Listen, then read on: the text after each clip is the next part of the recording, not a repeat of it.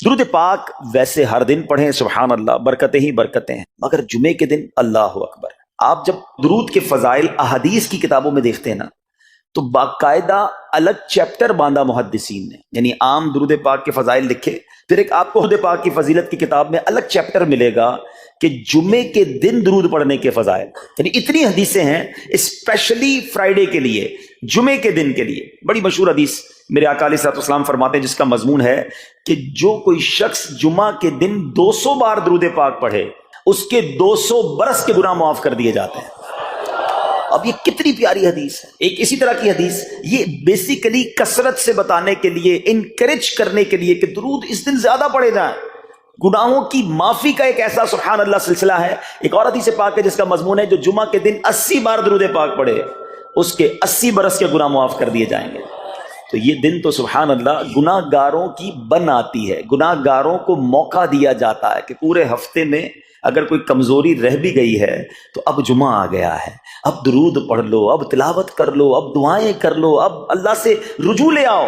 یہ جمعے کا دن سبحان اللہ، مفتی احمد یار خان نعیمی رحمت اللہ تعالی علیہ فرماتے ہیں جمعہ کے دن کوئی نیکی کی جائے اللہ کی بارگاہ میں جمعے کا شرف اور مقام اتنا اعلیٰ ہے کہ جمعہ کی ایک نیکی 70 گنا اس کا ثواب عطا کیا جاتا ہے، ملٹی پلائی بائی 70۔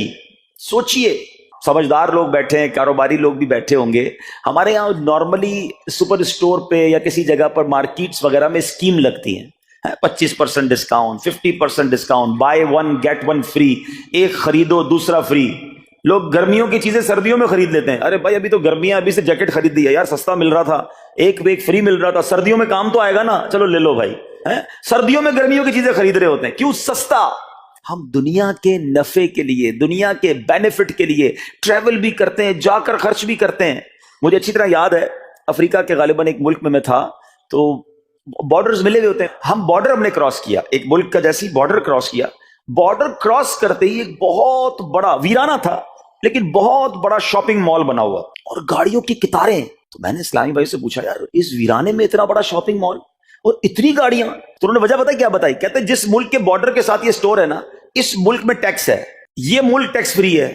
اچھا، اس ملک نے اپنے بزنس کو چلانے کے لیے اپنے ملک کے اندر مال بنے ہوں گے، ایک اسپیشل مال یہاں بنا دیا تاکہ اس ملک والے سفر کر کے آئیں اور پورے مہینے کا سامان اس سٹور سے لے کے واپس چلے جائیں، صرف ٹیکس بچانے کے لیے ایک ایک مہینے کا سامان۔ اچھا، گاڑیوں کی لائنیں۔ اب بتاؤ یار، ہم دنیا کمانے کے لیے، سفر کرنے کے لیے تیار ہیں، نفع کمانے کے لیے، وقت دینے کے لیے تیار ہیں۔ ہر جمعے اسکیم اناؤنس ہے، ایک نیکی کرو 70 گنا ثواب کماؤ گے۔ بتاؤ کیا ذہن ہونا چاہیے کہ یار بس جمعے کا دن تو قرآن پڑھوں گا، درود پڑھوں گا، صدقہ کروں گا۔ سبحان اللہ، ڈھونڈ ڈھونڈ کے ہمارے صحابہ علیہم رضوان ڈھونڈ ڈھونڈ کے نیک اعمال کرتے تھے کہ یہ بھی عمل کر لوں، یہ بھی کر لوں، اور جمعے کے دن اسپیشلی۔ تو اللہ کرے ذہن میں یہ بات بیٹھ جائے کہ میں نے جمعے کو زیادہ نیکیاں کرنی ہیں۔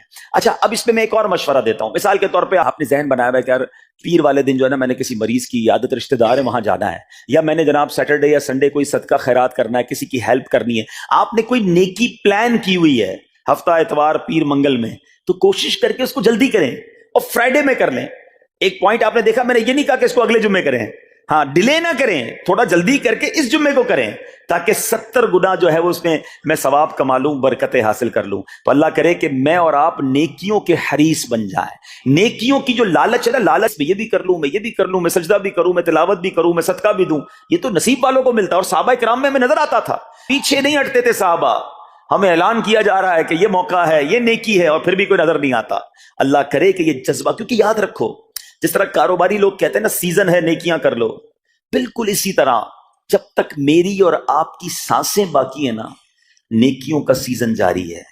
جتنی نیکیاں کمانی ہے کما لو، یہ مائنڈ سیٹ بنا لو کہ یار پتہ نہیں کب مر جاؤں، اور نیکی اور نیکی۔ جس طرح پیسے کمانے کا ذہن ہوتا ہے نا، اللہ کرے اس سے زیادہ میرا اور آپ کا نیکیاں کمانے کا ذہن ہو جائے، یار تھوڑی اور نیکی کما لو، تھوڑی اور۔ مثال کے طور پہ آپ کہیں جا رہے ہیں، کسی نے کہا ذرا بیٹھیے 10 منٹ بعد وہ بھائی آئیں گے۔ اب ہم 10 منٹ کس طرح گزارتے ہیں؟ موبائل نکالا اور جناب دیکھنا شروع، 10 منٹ کیا 15 منٹ بھی گزر جائیں پتہ نہیں چلے گا، لیکن یہ 15 منٹ میں کیا ملا آپ؟ شاید گناہ ہی ملے ہوں گے، کیونکہ ہمارے موبائل میں تو بہت ساری چیزیں ایسی ہیں یا تو حرام دکھا دیتی ہیں یا حرام سنا دیتی ہیں۔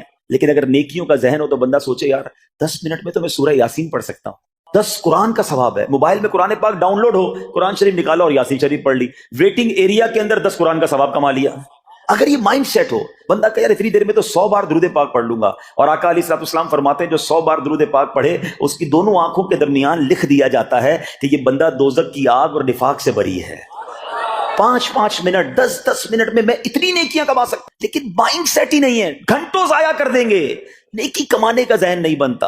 اگر یہی 10-15 منٹ میں مجھے پیسے ملنے ہوتے تو بتاؤ ہم کیا کرتے؟ اللہ کرے دل میں اتر جائے میری بات۔ تو بہرحال جمعہ کا دن یہ بہت کمال کا دن ہے۔ ہر جمعے کے دن آپ کو اونٹ صدقہ کرنے کا ثواب مل سکتا ہے۔ ایک اونٹ کتنے کا آتا ہے؟ 1.5-2 لاکھ روپے کا تو ہوتا ہے۔ 2 لاکھ روپے ہر جمعے کو صدقہ کرو، مہینے کے ہو گئے 8 لاکھ روپے۔ بندہ بولے غریب آدمی 8 لاکھ ہر مہینے؟ جی جناب، ہر مہینے 8 لاکھ کم و بیش آپ صدقہ کرنے کا ثواب کما سکتے ہیں۔ کیسے؟ کتنا آسان۔ نبی پاک علیہ الصلوۃ والسلام فرماتے ہیں، جس کا مضمون ہے جو جمعے کے دن سب سے پہلے آتا ہے اسے اونٹ صدقہ کرنے کا ثواب ملتا ہے، جو اس کے بعد آتا ہے اسے گائے صدقہ کرنے کا ثواب ملتا ہے۔ اللہ کی رحمت سے ہر جمعے فرشتے مسجد کے دروازے پر کھڑے ہوتے ہیں، ہم اللہ سے دعا کرتے ہیں اللہ تیری نوری مخلوق کے صدقے ہم پر رحم فرما، ہماری مغفرت فرما۔ مگر جب امام خطبے کے لیے کھڑا ہو جاتا ہے، آقا علیہ الصلوۃ والسلام فرماتے ہیں وہ رجسٹر بند کرتے ہیں اور وہ بھی آ کر امام کا خطبہ سننے کے لیے بیٹھ جاتے ہیں۔ تو جلدی آ کر، کچھ منٹ پہلے آ کر، اچھا علم دین الگ ملتا ہے، ظاہر ہے یہاں ہر جمعے بیان ہوتا ہے، وہ بیان سننے کو آپ کو الگ ملے گا، نیکی کی دعوت الگ ملے گی، اور سبحان اللہ اونٹ صدقہ کرنے کا ثواب۔ تو مبارک ہو انہیں جو جلدی آتے ہیں۔ تو بہرحال اب میں چاہتا ہوں کہ جب بات جمعے پر ہی ہو رہی ہے تو ایک میں نے اور آپ کو پیغام دینا تھا۔ جمعے کو خطبہ دیا جاتا ہے، سالوں سے خطبہ سن رہے ہیں۔ مجھے اچھی طرح یاد ہے جب میری عمر شاید 17-18 سال تھی تو سن کر آدھا خطبہ تو مجھے اسی وقت یاد ہو گیا تھا، اب شاید پونا یاد ہو گیا ہوگا۔ آپ میں سے بھی کئیوں کو 60-70-80% خطبہ یاد ہوگا کیونکہ ہر جمعے سنتے ہیں۔ مگر کس کو یہ تجسس ہوا کہ یہ ہر جمعے امام صاحب پڑھتے ہیں، اس میں پیغام کیا ہے، اس کا ترجمہ کیا ہے، اس میں ہمیں کیا جاتا ہے؟ بس سر جھکاتے ہیں، ہاتھ باندھتے سنتے رہتے ہیں، کچھ سو بھی جاتے ہوں گے۔ ارے اللہ کے بندو سوچو تو صحیح کہ ہر جمعے کو سنتا ہوں، آدھا پونا یاد بھی ہو گیا، پیغام کیا ہے؟ 2 باتیں، ایک حدیث پاک اور ایک خوبصورت پیغام ہر جمعے کو آپ سنتے ہیں، ٹھیک ہے؟ حدیث ذرا سنیے گا۔ اللہ کے حبیب علیہ الصلوۃ والسلام فرماتے ہیں البر لا یبلا والذنب لا ینسا والدیان لا یموت۔ سنے ہوئے نا یہ الفاظ؟ ایسا لگ رہا ہے کہ یار یہ الفاظ تو کانوں میں ہر جمعے آتے ہیں۔ آگے فرمایا اعمل ما شئت کما تدین تدان، یہ ایک حدیث ہے، ٹھیک ہے؟ اس کے بعد قرآن کی ایک آیت تلاوت ہوتی ہے فمن یعمل مثقال ذرۃ خیرا یرہ ومن یعمل مثقال ذرۃ شرا یرہ۔ یہ کانوں نے کئی بار، کہوں کہ سینکڑوں بار سنے ہیں، دل ہلا دینے والا پیغام، بڑا سمجھانے والی بات ہے اس حدیث میں۔ البر لا یبلا، میرے آقا فرماتے ہیں نیکی پرانی نہیں ہوتی، کرتے جایا کرو، یہ نیکی تمہارے اکاؤنٹ میں جمع ہو رہی ہے۔ میں اور آپ بھول جائیں گے، میرا رب نہیں بھولتا، اس کے خزانے بڑے ہیں۔ جہاں نیکی پرانی نہیں ہوتی نا، اگلا جملہ سنو، والذنب لا ینسا، گناہ بھلایا نہیں جاتا۔ میں اور آپ بھول گئے، افسوس یہ ہے، عجیب کہانی ہے۔ یہ تو ایک عجب الگ ٹاپک ہے کہ آج جس سے ملاقات کرو اس کو 15 سال 20 سال 25 سال پرانی نیکیاں یاد ہیں۔ لوگ ملتے ہیں کہتے ہیں 1990 میں حج کیا تھا، 95 میں عمرہ کیا، 2002 میں فلاں مسجد بنائی۔ آپ کی دعوت اسلامی کے قافلے میں بھی 2005 میں گیا تھا۔ ساری نیکیاں 15 20 سال پرانی یاد ہیں۔ گناہ کل جھوٹ بولا تھا یاد ہے، کل رات کو بد نگاہی ہو گئی تھی وہ یاد ہے، پرسوں غیبت کی تھی وہ یاد ہے، سالوں تو چھوڑو، ہم گھنٹے پہلے کا گناہ بھول جاتے ہیں۔ مگر حدیث ڈرا رہی ہے، سمجھا رہی ہے کہ دیکھو والذنب لا ینسا، گناہ بھلایا نہیں جاتا۔ تم بھول گئے ہو اگر کہیں لکھا ہوا ہے، جواب دینا ہے۔ اور آگے فرمایا والدیان لا یموت، فرمایا کہ جو فیصلہ کرنے والا ہے اسے موت نہیں آتی۔ اللہ کو موت نہیں آنی، میں اور آپ مر جائیں گے۔ جس نے ڈیسیشن لینا ہے، جس نے فیصلہ کرنا ہے، اسے موت نہیں آنی۔ پھر آگے فرمایا اعمل ما شئت کما تدین تدان، کر لے جو کرنا ہے، جیسی کرے گا۔ پھر قرآن کی یہ آیتیں سمجھا رہی ہیں وَمَن يَعْمَلْ مِثْقَالَ ذَرَّةٍ خَيْرًا يَرَهُ، جو ذرہ بھر نیکی کرے گا، بھلائی کرے گا، وہ دیکھے گا۔ وَمَن يَعْمَلْ مِثْقَالَ ذَرَّةٍ شَرًّا يَرَهُ، کہ جو ذرہ بھر برائی کرے گا۔ اتنا شاندار جمعے کا پیغام ہر جمعے خطبے میں دیا جاتا ہے۔ اللہ کرے یہ دل کی گہرائیوں میں اتر جائے، دروازہ بند کر کے، اندھیرا کر کے، اکیلے میں گناہ کرنے والا سوچے کہ ٹھیک ہے دنیا میں کوئی نہیں دیکھ رہا مگر میرا رب دیکھ رہا ہے، مجھے اس ذرہ بھر گناہ کا بھی جواب دینا پڑے گا۔ لوگ کہتے ہیں چھوٹی سی بات ہے یار، چھوٹا سا گناہ ہے، ٹھیک ہے چلتا ہے، سبھی تو کرتے ہیں۔ نہیں جناب، وہ نقطہ نواز ہے، وہ معاف کرنے پہ آئے تو 100 بندوں کے قاتل کو معاف کر دے، اور وہ پکڑنے پہ آئے تو ایک نقطے پر پکڑ فرما دے۔ ہمیں ڈرنا ہوگا، ہمیں خوف اپنے دل میں طاری کرنا ہوگا، کیونکہ یہ گناہ میری آخرت میں میری پکڑ کا سبب بن سکتا ہے۔ بالکل اسی طرح چھوٹی چھوٹی نیکیاں سمجھ کے چھوڑ دیتے ہیں، یار سنت غیر موقدہ ہی ہے نا، نفل ہی تو ہے نا، سنت ہی تو ہے نا، ٹھیک ہے درود پڑھنا چاہیے، نہیں پڑھا تو کوئی بات نہیں، ارے یار کون اجتماع میں جائے، کون درس میں بیٹھے، صدقہ دینا کوئی واجب تو نہیں، زکوٰۃ تو پوری دیتا ہوں، چھوٹی چھوٹی نیکیاں سمجھ کر چھوڑتے ہو، ارے وہ تو کتے کو پانی پلانے والے کو اس سبب سے بخش دیا کرتا ہے، راستے سے پتھر ہٹانے والے کو بخش دیا کرتا ہے۔ فرمایا نا البر لا یبلا، نیکی پرانی نہیں ہوگی، کرتے جایا کرو۔ اللہ کرے کہ یہ ذہن بن جائے کہ بس میں زیادہ سے زیادہ نیکی کروں، دو لوگوں کے دلوں میں خوشی داخل کروں، مسلمانوں کی خیر خواہی کروں۔ اس ایک ہی حدیث پر، ان آیتوں پر میں مزید بھی بہت بات کر سکتا ہوں، لیکن میں نے اشارہ دیا کہ ضرور اس پر توجہ دیں۔ اور ایک شاندار پیغام ہر جمعے میں ہم سنتے ہیں، کیا شاندار وہ پیغام ہے، وہ پیغام ہے الا لا ایمان لمن لا محبت له۔ یاد ہے سب کو، جمعے میں سنتے ہو نا، اور 3 بار کہتے ہیں امام صاحب، الا لا ایمان لمن لا محبت له، الا لا ایمان لمن لا محبت له۔ کبھی تو امام صاحب کو روکتے، حضور یہ ہر جمعے کو پڑھتے بتائیں تو اس میں ہے کیا؟ نہیں ہمیں کیا ضرورت ہے، بس جمعہ ہو گیا، بس ٹھیک ہے، ٹائم پورا ہو گیا، فرض پورا ہو گیا۔ ارے اللہ کے بندو سمجھو تو صحیح اس میں میسج کیا ہے۔ اللہ اکبر، سنو اس کا مطلب کیا ہے، سنو، الا لا ایمان لمن لا محبت لا، سن لو اس کا ایمان نہیں جس کے دل میں نبی پاک سے محبت نہیں، ایمان ہی نہیں ہے۔ ارے جس دل میں نبی پاک سے محبت نہیں اس کا ایمان ہی نہیں ہے۔ اعلیٰ حضرت امام اہل سنت ایسے ہی نہیں لکھتے کہ اللہ کی سرتابہ قدم شان ہے یہ، انسان نہیں انسان، وہ انسان ہے یہ، قرآن تو ایمان بتاتا ہے انہیں، اور ایمان یہ کہتا ہے میری جان ہے یہ۔ ایمان کمپلیٹ ہی نہیں ہوتا نبی پاک علیہ الصلوۃ والسلام سے محبت کے بغیر۔ اور یہ بات ایسا لگتا ہے انفارچونیٹلی کہ غیر مسلم جانتے ہیں، تبھی تو وہ سازشیں کرتے ہیں، انہیں پتہ ہے۔ آپ بتائیں دنیا کے کس ملک پہ نماز روکی جاتی ہے؟ نہیں روکی جاتی، مسجدوں کی تعمیر ہو رہی ہوتی ہے، تلاوت قرآن ہو رہی ہوتی ہے، کوئی نہیں روکتا، قرآن چھپ رہے ہیں، لیکن بار بار اگر حملہ ہوتا ہے، بار بار اگر اٹیک ہوتا ہے تو اس لیے ہوتا ہے کہ ان مسلمانوں کے دلوں سے ان کے نبی کی محبت کو نکال، ان مسلمانوں کے دلوں میں اگر یہ محبت رسول رہ گئی تو یہ پھر بھی دوبارہ آ کر یکجا ہو جائیں گے، ایک ہو جائیں گے، نیک ہو جائیں گے۔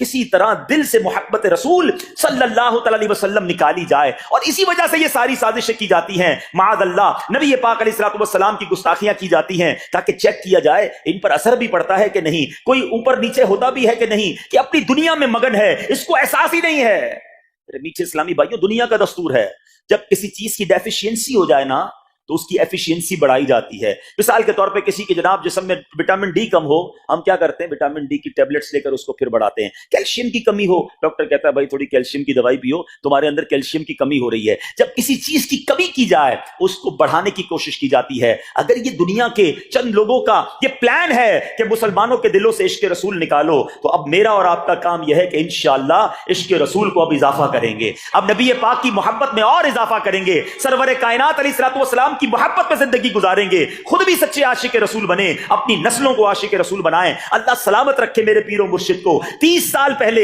یہ آج کل کا شعر نہیں ہے، اب بچپن سے یہ نعت سن رہے ہیں، کم و بیش 25-30 سال پہلے میرے مرشد نے کیا پیاری التجا پیش کی، اپنی نسلوں کے لیے کیا ہمیں پیغام دیا۔ کہتے میری آنے والی نسلیں تیرے عشق ہی میں مچلیں، میری آنے والی نسلیں تیرے عشق ہی میں مچلیں، انہیں نیک تم بنانا مدنی مدینے والے۔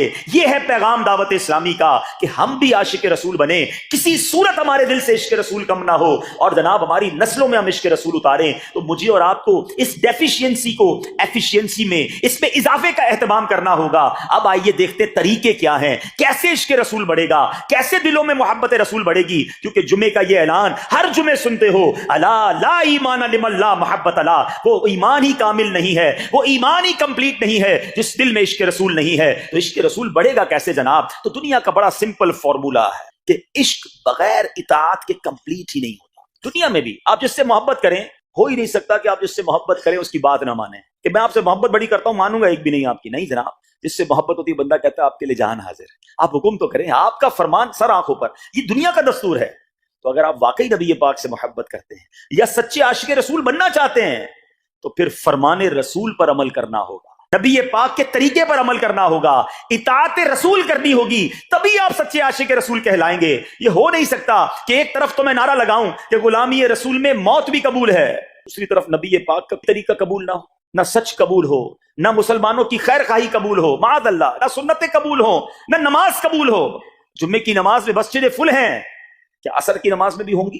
اثر فرض نہیں ہے؟ کیا مغرب فرض نہیں ہے؟ کیا عشاء فرض نہیں ہے؟ میرے آقا فرماتے ہیں جعلت قرۃ عینی فی الصلاۃ، کہ نماز میں میری آنکھوں کی ٹھنڈک ہے۔ نبی پاک علیہ الصلوۃ والسلام نے ارشاد فرمایا، کیا تم میں سے کوئی اس سے عاجز ہے کہ وہ رات میں قرآن مجید کا تہائی حصہ پڑھ لے؟ صحابہ کرام علیہ رضوان کو یہ بات مشکل معلوم ہوئی۔ انہوں نے عرض کی، یا رسول اللہ صلی اللہ تعالی علیہ وسلم، ہم میں سے کون اس کی طاقت رکھتا ہے؟ آپ علیہ الصلوۃ والسلام نے ارشاد فرمایا، سورہ اخلاص تہائی قرآن کے برابر۔ واہ، ایک دفعہ پڑھو تہائی قرآن، 1/3 آف قرآن کے برابر۔ اٹ مینز اگر آپ 3 بار سورہ اخلاص پڑھ لیں، اتنی اللہ کی رحمت ہے کہ پورے قرآن کا ثواب مل جائے گا۔ کلمہ طیبہ کا ورد کرتے رہا کرو۔ ہاں، یہ بھی ہم نہیں کرتے ہیں۔ پڑھے لا الہ الا اللہ محمد الرسول اللہ صلی اللہ تعالی وسلم۔ آپ کو پتہ ہے حدیث میں کیا فرمایا؟ افضل الذکر، سب سے افضل ذکر حدیث میں پتہ ہے کیا فرمایا؟ لا الہ الا اللہ۔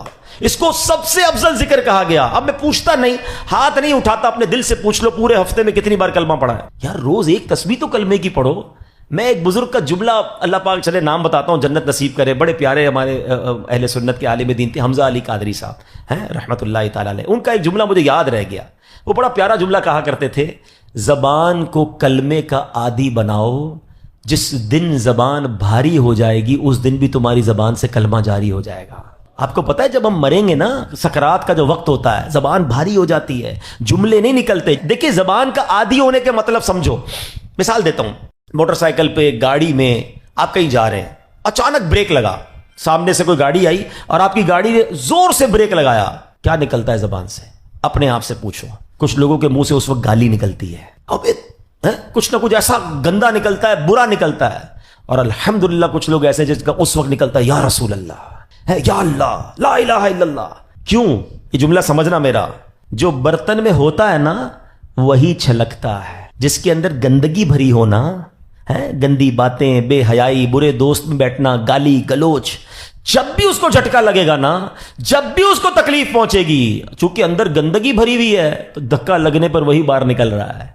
جس کے صبح و شام اللہ کے ذکر میں گزرتے ہوں، درود پاک میں گزرتے ہوں، کلمہ پاک میں گزرتے ہوں، اس کو جب بھی دھکا لگے گا اس کے منہ سے انشاءاللہ درود پاک ہی نکلے گا، کلمہ پاک ہی نکلے گا۔ اب آپ کی مرضی ہے برتن میں کیا بھرنا ہے، کیسے دوستوں میں بیٹھنا ہے، کیسی گیدرنگ میں بیٹھنا ہے، اور بھرنا کیا ہے اپنے اندر۔ اپنے برتن کو اچھا بھرو، روز کلمہ پڑھتے رہا کریں۔